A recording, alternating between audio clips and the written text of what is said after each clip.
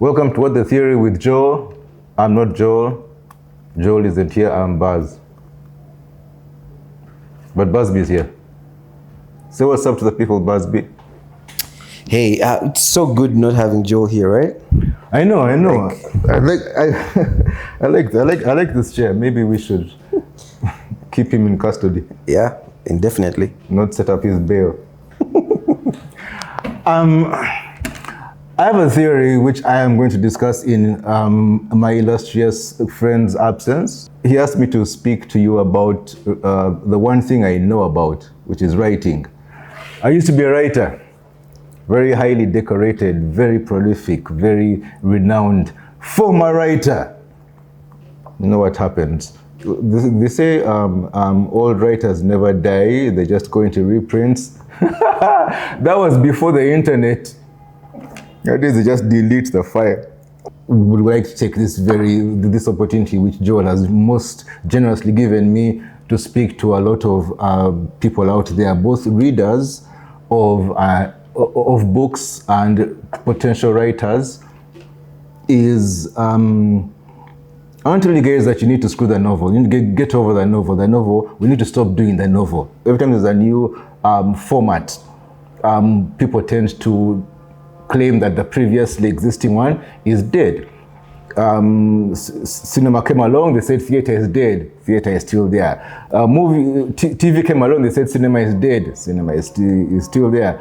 Books came along and they said, I don't know what was previously what they said was dead. But when I say that the novel is dead, I'm not one of those naysayers who are just going to just be claiming the death of things prematurely. What I mean specifically is that, not that it's dead, but rather that we need to kill it. Okay, we don't need to kill it. We need to break up with it. The novel promised us a lot, but it's also not working for us. It's not working for us as Ugandan writers. It's not working for us as Ugandan readers. It is not the best way in which Ugandans, in fact, East Africans are dare say, in fact, I'd even go so far as to say Africans in general, except that Lagos and South Africa keep back in the trend. But it is, okay, consider this. Let me start the story from the beginning, which is roughly 200,000 years ago.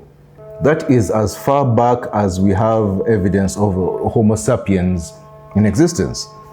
So from the 20,000 years ago up to now, there's been no significant evolutionary change between them and us. We are not smarter, we are not sharper, we don't have better bodies, we don't have better brains, we don't have better eyes, anything. Those people are the same people as us, just different circumstances. So for all this time, guys, humans live in these small tribes of hunter-gatherers. They just, like maybe about 150 people, maybe 200. They live in these small tribes. They wake up in the morning, go out, seek food, seek joy, get home, go to sleep.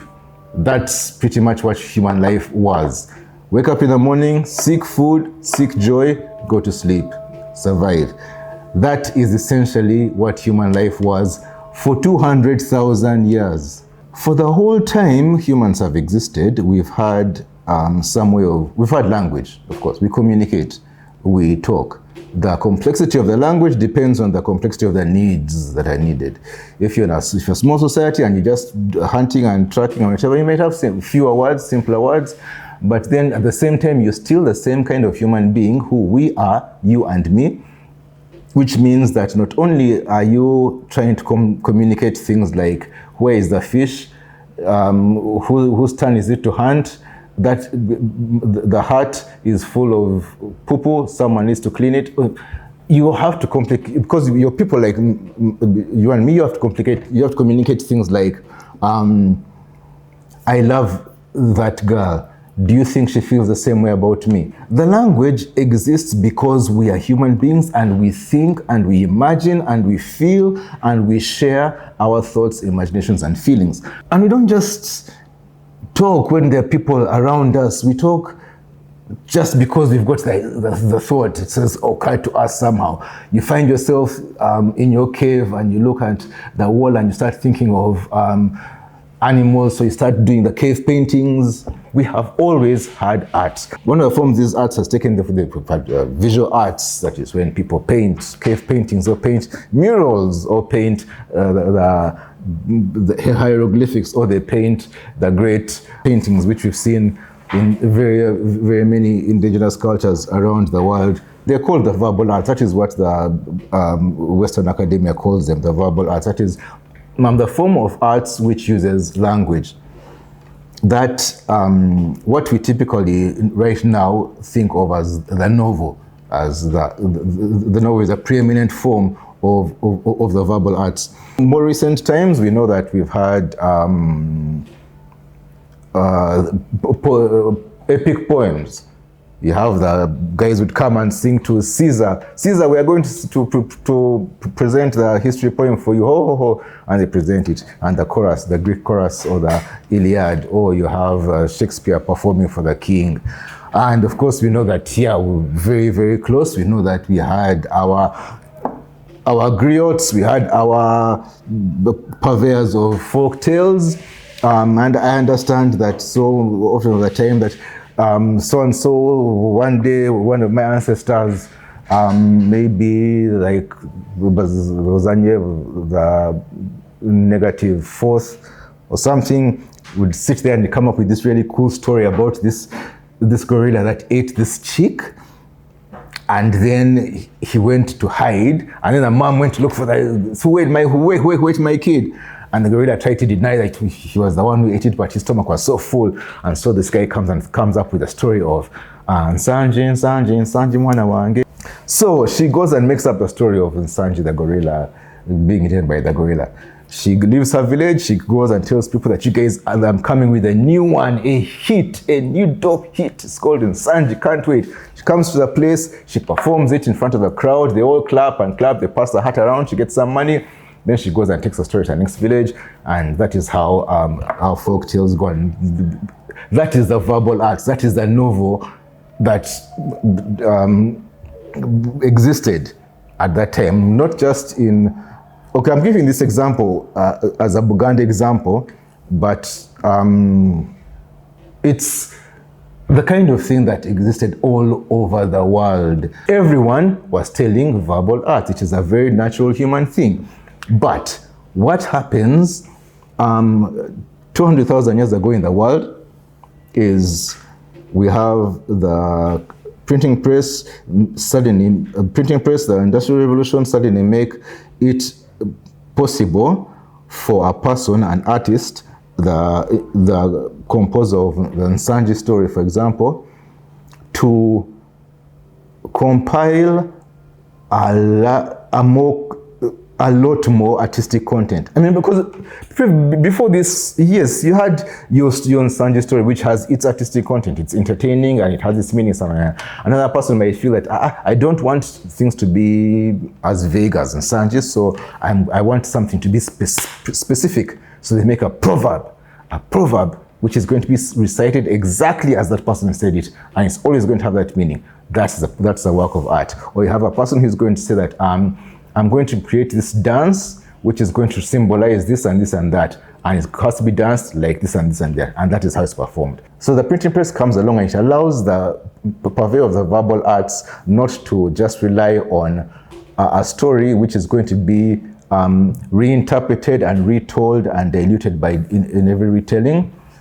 And it's not like something which has to be as concise as a proverb, or it isn't something which has to be like a poem which has to be performed in this manner, but suddenly you have the capacity to put this much art in one place exactly as it occurs to you, and then distribute it to as many people as possible, far more people than you can fit into your audience at any given time. The novel, of course, because of these advantages, rose to preeminence. It's now the major the foremost format, so to speak, of verbal arts. We still have poetry, we still have epic poetry, we still have our griots, we still have historical, we still have TED Talks, but the novel is still considered the main thing, right? To write a book in Uganda is not that more difficult than it is to write a book in Europe. It's not that we cannot write the books, it's the fact that the way life and economy and Uganda is set up, getting the system means that you have to print the book. It has to be printed by a third-party printer who has to find a way of making it lucrative for him or her to print enough copies of this book and put it in a place where enough people can purchase it to make it lucrative to that person before they can pay you. And even then they have to pay you enough for you to say, okay, yeah, it was worth putting 5 years of my life into writing this book. Because yes, young writers won't like this, but a good book takes about 5 years to write. Uganda went through this very, very tumultuous time in our nation's history. Half the country was in a state of civil war. We had one of the most evil human beings in modern history ravaging half of our nation, our own compatriots, our brothers and sisters, on a daily basis. But then I know about cowboys. I know how the cowboys people were. I know about pirates. I know about Vikings. I know about knights because I read the books and I watch the movies and I read from Europe. But I don't know that much about what life was under Konyi. The novel isn't there, the movie isn't there, the series are not there, the art is not there, because I'm not saying that there's no one who could have written it. I'm just saying that there was no one who could have published it. We went through Obote days, we went through Amin days. We have Uganda has suffered, but how come I do not? I'm just going to sit here and hear that. Well, you guys, this is what happens. Even right now, we are living at not just a watershed moment, a watershed time for Africa, for Uganda, but for Africa as a whole. I believe things are really about to change very drastically. I think that you watching this, your grandchildren are not going to be Ugandans. Your grandchildren are probably going to either be citizens of a United Republic of East Africa, or this will be a lawless wasteland which has no government, like Mauritania or Western Sahara or Mauritania, one of the two. I think we need to understand that the novel is just it is the format that showed up at a moment when the technology and the economy were suitable for such a thing to come to existence and do the work most efficiently. But that is not the case anymore. Right now, we're at a point where it is possible to not just collect and transmit art and transmit it to as wide an audience as possible through the technology is there and the audience is there. It's called the mobile phone. It's called the internet. I think that we should be looking at a way of evolving from the novel, the same way the novel evolved from the folk tale, or the novel evolved from the Nsanje story, or the novel evolved from the epic tale of what's his name, Homer and the Iliad. I think that it's time for the novel to evolve into something which can transfer artistic content through social media or the internet into a form which can be consumed by a large audience, a wide audience, an audience so anyone who wants to know this stuff can get it. I just like to leave you the thought that podcasts right now have reached a point where a podcast is not just an idle piece of entertainment. It is not how we, people tend to be dismissive with the word content. He's a content creator. You're not an artist, you're a content creator. People tend to be dismissive with this, but there's podcast content which has legitimate and even, I would go so far as to say, powerful artistic content. Okay, think of this. You be there like you're living your life as a human being, right? And there's something in you, in your life, a thought or a feeling or a fear or a hope or a joke, something that amuses you, or something that you would like to understand better, a question, and you don't really know how to transmit this thing from inside your brain to another person's brain. You want to connect to this other person, but you're not exactly sure how.